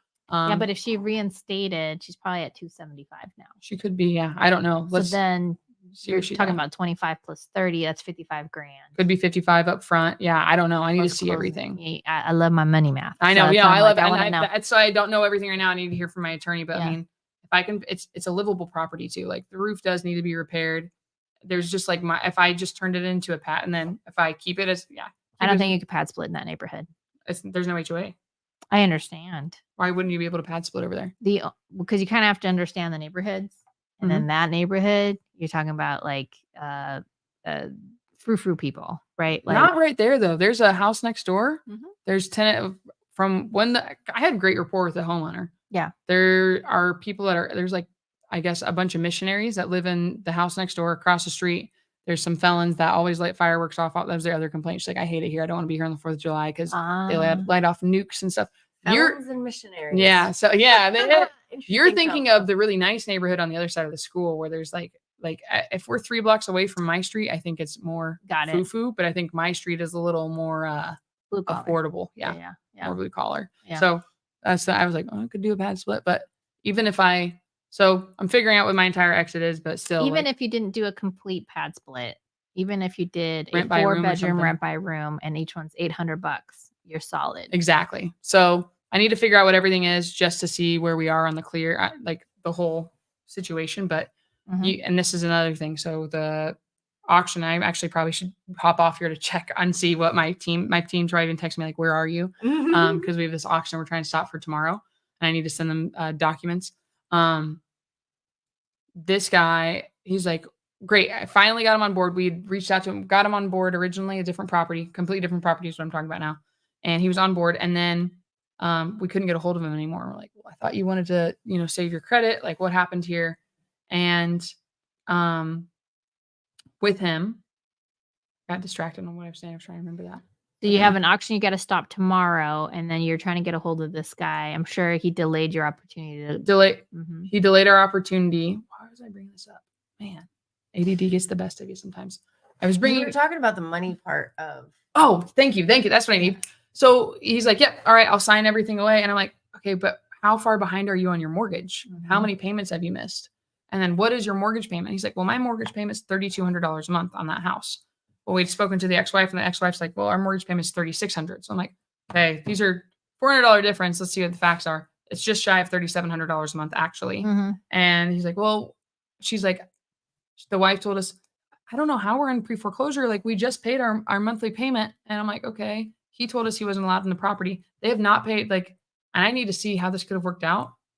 Maybe you can tell me this, encyclopedia. If you're 2 months behind on your mortgage and then you pay the recent mortgage and get it caught up, are you in default still? Like, will it trigger pre-foreclosure? You can still yeah. I'm assuming we've done the math. It's been a year since they paid their mortgage. So I'm guessing they were like paying it and then not for 2 months and then paid it a little bit and then did not. And then the fees got up. So now 3 instatements right around $52,000 on this house. We were putting it under contract so we could find everything out. And I'm like, this is why I tell my team, like, don't tell people we can keep them in the home. We don't know the situation. We don't know how to underwrite it until we see everything. You can't know what your numbers are going to be on a property until you underwrite it. So we got the most recent mortgage statement. We got a hold of the bank and we're like, this does not work. They are way upside down on their property and it needs some renovations. Actually, I had somebody take some pictures. Like, this does scare us a little bit. I didn't see this photo before. I'll show you guys the picture after the podcast. In one of the closets, they had like the Grim Reaper with what's the knife he has? The scythe with candles around it. And they're like, it looks like somebody's worshiping this. This is giving me bad vibes in here. And I was like, okay, well, would you still be interested in that? Like, this does not scare us away from the property. I was like, we can just sage it. Like, you can sage the property if you really, if you want to get into it. But you can't underwrite things until you know all of the numbers. So I don't know the whole scenario on this and what I'd need to raise for it. But as long as it's able to cash flow and everything, like, we'll see what can happen. So I'm excited, but lots of stuff. Right on. So many things in the cooker. I do want to ask you, like, so when you do a creative deal like the one from Chandler, last question for me, what does your structure with a PML look like? Like, great question. How I can't give away all my secrets. Well, we actually did an but the reason episode I'm on this. asking- Oh, you did? Yeah, Okay. yeah. Well, I should go watch that episode because Well, you can ask. You're there's here right now. tons of different ways to do it. Totally. But that, like, me coming from the Gator community, and obviously Gatoring and transactional lending is a different thing. But I work with lots of PMLs, but still the payback structure for a PML on a creative deal, like, people do it all the time, but it tends to be like a little bit longer, or like it's paid out of the cash flow. And so you got to really make sure that you're with somebody who's really knows what they're doing. So I'm just curious how that looks for you. I'm going to end my Instagram live. Sorry, if you're on Instagram live, you have to come over to YouTube now. With my Instagram, what I'm pulling up really quickly is I have, whenever you guys are going to lend money, don't just lend money to somebody. This is what I tell everybody. So this probably shoots me in the foot with some of my things, but just because I'm really, really ridiculously good looking and have red hair doesn't mean you should trust me. You should not trust anybody. You should always make sure that they have exit strategies. So before I do anything, I have everything written up on what my exits are and what I'm asking for. So, Let me see. I- Let me see. all right, I think I probably showed you this. All of the like, here's a few photos of it. I had more photos. What it would rent out for as a here, I'll show you from the top here. This like says like the mortgage balance. So I was like, it's roughly 275. We were waiting on the payments. The interest rate, yeah, it was 3%. There you go. My mortgage is 1387.04. Has no HOA. It's 12 minutes from ASU. I give all of the things what it can be. We are taking this over subject to the existing loan. The seller will get $5,000 at closing and an additional 10 once they're cleared out of the property on October 31st. And I went into the property's ARV is 450 right now. We have the property under contract, so it was at 295. We were waiting to hear back from the bank with the most recent reinstatement amount. The exit strategy on this property is to hold and rent it out. Long-term corporate rentals and furnished finders and travel nurses are some of the strategies potentially lined up. It has been comped and projected conservatively at $3,000 in gross income. We could potentially maximize this number by renting it out by bedroom as well. And I go into a few things. So I asked for $90,000 to borrow on this. And with me, my lenders are looking for different things. This is a longer term situation. I was asking them to stay on this for 5 years. And then I could refinance them out. And I explained what the monthly payments would be. I gave the whole breakdown here below. And I do all of that. And I gave even comps. I'm like, if for some reason this doesn't work and we do need to sell the property, we can sell it for $450. So there was a spread, but it all really just goes off of their relationships. Most of my private money lenders are wanting to learn. They are potentially like most of the private money lenders that I have just want to make money passively and not worry about the headache. So when you're a private money lender with me, you're just getting that monthly check. You don't have to worry about it. And they come out and see the property. They get to hang out with me. If you are a person with money, remember you're the hot girl. Okay. You have all of the money. I want to be a private money lender. I want to be in the position where my money is just making money for me and I don't have to work anymore. So my private money lenders are people that want to just spend more time with their family. They don't want to be like worrying about headaches in the middle of the night. So every situation's been different. I have another private money lender on a different property, the one that I just bought over in Mesa, that I'm waiting to get cleared out so I can have Ingrid and her husband list it because my goal is to just wholesale it, clean it out, put it back on the market. That private money lender is in place for just a few months, like 6 months, and then I'm going to cash them out. And I gave them other things, and I've been up to date with them. Like, hey, I told them, I was like, we want our eviction hearing. This has taken 4 months longer than anticipated. So they're aware of everything, and I told them of all the exits. Yeah. So I'll just touch base with them. They said they were fine staying in a little bit longer. I'll touch base with them now because they're buying properties. If they want to change and they want to cash out, I'll replace them with another private money lender momentarily while it's listed on the market and it sells. So she showed you a picture, or she made a text thing. Like me, what is this? You got a slideshow. You got a presentation. Yeah, I Like a do deck. PowerPoints. Yeah, I got a whole deck of like, hey, like this was the property I bought it. It was a short-term rental out in Surprise. Like who we are, a little bit about ourselves, our cash flow analysis, the forecast. So then when we did forecasting, I even said, okay, here's on the low side our expected occupancy, and then like the high occupancy. So they can also see the upside. And then any market research, right? Like, hey, because where we are, we're a mile from Luke Air Force Base. They're building a new hotel nearby, kind of educating folks. And then, of course, at the very end, I have a disclaimer, like this is an investment. And I think that's part of something that I think is really tough, especially when you're trying to build credibility and have people trust you. At the end of the day, this is all investing, and investing comes with inherent risks. So if you can't risk losing all or part of your money, you should not be involved in investing. Go put it somewhere safer for you, like CDs, a money market. I don't even want to say 401k because 401ks have lost money. So you might lose money there too. Or you lose opportunity costs, that sort of thing. Lose money in any of those situations. Any of those things, any of them, exactly. So it's one of those where like, hey, no money is safe money at this point. So where do the risk rewards make sense for you? And then, again, Ginger over there, she's ridiculously good looking, but there is a part of who's got credibility, who has a good track record. I saw Ryan Pineda post something today, which I thought was really nice of him. Like, or he was really defending himself against, there's been some negative stuff on Instagram. Pace even talked about it yesterday during our family night, whatever. What, tell me the tea. I don't even know what's going on. Somebody, I think, It was just haters. yeah, it was the really. taters. Oh. Yeah, I think there was some stuff around his NFT strategy that he was Oh, doing, yeah. and then Mhm. the Tykes, whatever it's called. But he reinforced like, look, everybody who's ever invested in me, I've made them whole in one way or another, and that's not typical. If you go and you put your money in funds, and things like that, and that fund loses money, a lot of them are like, well, we tried, and nobody gets paid their money back. The Mhm. fact of the matter is that at least the way Ryan has done his business, and this is him saying, so I don't know any firsthand knowledge. He's like, I've made everyone whole in one way or another, and you can't expect that from everyone. And so he's like, I can go to bed and lay my head down and sleep at night and know that I've done everything I can to be an ethical, moral person.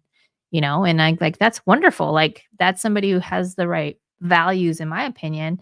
And I would invest in someone like that. But again, if I can't risk my money, then I shouldn't be putting my money out there. You wouldn't buy it Period. twice, shouldn't buy it once. That's right. Yeah. But yeah, well, this was great. This was a good one. A little yeah. change up. We're gonna have to next week we'll talk about Batchleads. There's a few people who were excited about like, Wow. hey, let's walk through Batchleads. Like, what buttons do you push? How do you pull data? Like, what does that look like? We all love when we get on a Zoom and we're like, all right, we're ready. We're here for this Uh-huh. topic. It's never the it's topic. 3 hours of something else. Yeah. I'm sorry for everybody that came in here and No. you were expecting batch leads. I do apologize. Yeah. We'll say take 2 on next week's episode, and we'll talk about Batchleads. And if everybody can say a little prayer for our little pups, He's looking Mr. good, dude. He's- Mr. Wesley. You know, here. Can you guys see him on Yeah, camera? Here, yeah. turn this. Take that away. Here, Push this away. I think my name shows up. Oh well, never mind. Okay. Well, he's down here. Mm-hmm. Yeah, there he is. You can see his head. Mm-hmm. He is just not feeling too hot. Yeah, here, I'll just pick him up. Yeah. But fun fact, just so you guys know, he's been to the vet twice in 2 days. He's not loving me at the moment, or he is loving me. He's really sad. But if you look, you see he's got a little blood right here. Mm-hmm. He's got a little blood on the side. Mhm. So when I felt sick before, you guys have gotten like those nurses that'll come to your house and give you fluids. Mhm. So I love the internet. I love social media because I posted all of his symptoms. Like you saw him yesterday. His wrist was really swollen. You saw him too. He was just limping around. Gave him an Epsom salt bath because allergies are bad. And they gave him like a anti-inflammatory pill yesterday. Mhm. But he just still was like low energy this morning. Didn't want to eat. And I was like, okay, I really don't want my dog to die. This all came on all of a sudden. Friday or Monday morning, he was fine. And he had a fever yesterday. He has a mild fever right now. It's actually much better. But what they did is somebody's like, you can go get him fluids. So they injected him with an IV on each part of his shoulder. And I didn't know how it'd work. Like I've always had it injected into my veins. They just put it so it sits under his skin. So he almost looked like little balloons on his back there Mhm. when I brought him back. And they'll give him. So if your dog is sick, you can give them fluids like that. And Costco will save you $2 on your prescriptions when you go over there to get your valley fever meds. And fun fact, humans and pets can get valley fever. Mhm. It's not dangerous to give him the medicine before it's a confirmed thing. So they said it would take a week to hear everything. Valley fever. A week to confirm that he had valley exactly, fever. a week to thank you. A week to confirm that he had valley fever. But if you wait too long, it gets into their nervous system. Yeah. They can have seizures. They can be impacted for the rest of their life, and it will be on medicine. It doesn't hurt to get started sooner. Exactly. So I spent a lot of money yesterday on x-rays and stuff, and he didn't need x-rays. So if your dog randomly starts limping, his joints are achy, he's coughing a little bit, fever, and you live in the Phoenix area, might just be valley fever, and say, can we just start him on that medication? Because I'd never seen him got hurt. I've never watched him hurt his paw. It wasn't sensitive to the touch. So anyways, thank you guys. Yeah. Wesley is doing better. And next week it'll be a fun one. I'm excited. Yeah. And what do you think about the new podcast This setup? looks sick. I mean, what is it? How does it look on camera? I think you look amazing. This is my color. The lighting is really, it's doing me Yeah, in. your hair looks Yeah. Thank you. Yeah, this is usually I look like a brunette. This is my true color. Yeah. I'm excited. Well, I'm excited for us to both have a computer. And then we have a actual Yeah. we'll be able to plug this into And your point. computer and point Beautiful. and do stuff and just I'm excited for the iPad section and just be drawing on there. Yeah, this is really cool. Yeah, this is awesome. Also- I love to see it just come to life. Yeah. Doing this. And we're going to make it modular. So this is the first setup. Okay. And then because there's all these other walls here, you guys can't see that on the camera, but we'll be able to set up different podcast styles. Oh, so cool. that So you can have like chairs and make it Yep. a little more cozy. Yep. The one nice thing I did notice, maybe I'm just loud and I can always know when I'm here, but when I came in, I was trying to be quiet so I wasn't disrupting while I was getting him medicine and stuff. Mhm. Couldn't hear you when I was downstairs, really. Could barely hear you when I was in the living room area. Oh yeah, Yeah, so this Oh. is really nice. talking up here. Yeah. Yeah, and we still need to put a curtain up across there. Oh, perfect. Yeah. So it'll be even more quiet. Be able to absorb all the sound and be good. This is Well, exciting. Guys, This is- yeah. really If come you together. guys are in the Phoenix Gilbert sort of area and you need a podcast room, this is up for rent. As you know, we're entrepreneurs, so we have to think entrepreneurially. Mhm. And yeah, you guys can also be in this setup as well. And then Beautiful. Mark said, "Who hung the curtains? Looks great." There's That's this my husband. Hunk that hung the curtains. Yeah, he hung the curtains. And me and Teresa put the TV up, but he went and bought it at Costco Hey. because Amazon was taking too long. But yeah, no, this was a team effort. A lot of people put their time into putting this bad boy together. We have a fan for sale that we also brought down. So yeah, cool. Well, again, this has been another episode of Explain It with Caroline Kane and Ingrid Hernandez with our special guest today, Teresa. I don't know what your last name. Coobs. Coobs. And how do people get a hold of you? I'm Find Fearless on Instagram. Find and Fearless. I'm often checking my DMs. So that's honestly the best place. to Yeah, get we'll hold of me. slide into Teresa's DMs as we mentioned before. She's doing some disposition work here in Arizona, but primarily starting to work the SoCal market with Kegley. So, yeah. I said one more thing I want to say. So I know there's probably some people that are on here that were on our challenge from last week. Again, reminder, every Wednesday, 4:00 Arizona time, we are live. We're doing this challenge for the entire month of March. So we'll go over your KPIs. We did the KPIs last week. If you did not watch it, go watch the previous recording. Our goal is to get you guys a deal under contract in 100 days or less if you follow what we're saying. So I know it's possible. We talked about the proof of concept. And just go solve some problems. So have a great day, guys. Happy Wednesday. And By the way, happy Women's Month, I believe. This was all ladies on this podcast. I just noticed that. All it's right. about time. First they let us vote, then we do podcasts. All right. See you Peace. guys. Bye. Bye.